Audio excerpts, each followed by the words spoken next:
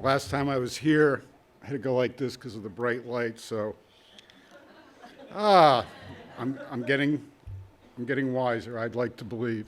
It was back in the 1980s. I was one of 3 drivers for a contractor, a plumbing and heating contractor, and we would have to deliver related construction materials in the plumbing and heating field throughout the greater Philadelphia area. And there was one guy, he was really something. To put it in a nutshell, he was cuckoo for Cocoa Puffs. We start work at 7 o'clock in the morning, and I ask him, hey, where are you delivering at today? He says, I got to make a run over to Haverford State Mental Hospital. Rather you than me, thank you. So I start about my business, and he comes up to me and he says, Dave, do you got any weed? And I'm like, well, there's one twisted in my ashtray of my car, but you're going to have to go real slow on that. This is some pretty serious stuff. Okay, I'll pay, whatever. As I'm leaving the parking lot, I look over to my left. He's sitting in his delivery truck, smoking on this thing like it's his birthday. Oh my goodness. The day falls through and it's quitting time, and he rolls in. It's around 4 o'clock. And I said, Chris, how did things go at the hospital? Not good. What happened? Tell me about it.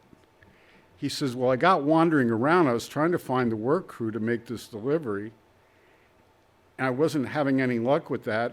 But then I seen an elevator, and the door was open. So why not? Go in the elevator, there's one button, and I press it. The door closes, and up we go, and I'm like, you're headed for the loony bin, dude. Oh yes, and I was, and I did. And when it stopped, I stepped outside, and the door closed behind me. I said, how'd you know you were in a terrible situation? He says, there's wire mesh over the windows, and there was probably 20 people in the room. It was like a recreational room. And I'm like, okay, tell me more. He said, well, beside the screened windows, there was a guy sitting at a table. He had a helmet on with a chin strap, and he had both of his arms at his side as he was sitting down. And it looked like he was falling asleep because his head kept going like this. Then he says, do you know what he did? I'm like, no, what did he do? He said he put his elbow on the table, put his index finger in his nostril to keep his head from nodding. Wow. Okay, then what was next? He says, 2 guys came to me, and they started poking me. And I told them to stop. Every time I said something, they would repeat it. Stop poking me. Stop poking me. And they'd be going like this and sticking their tongue out. What did you do next? He says, I started running, and they're following me. And I'm running around the room yelling, help me, help me. I'm from Rogers Mechanical. Help me, help me. And these guys are right behind me saying the same thing.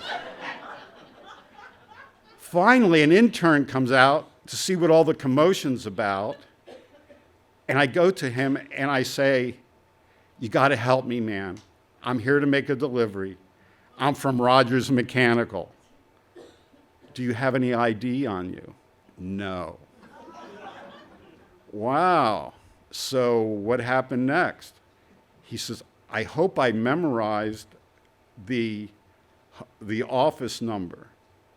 So the guy says to me, all right, I'll check you out from the phone number.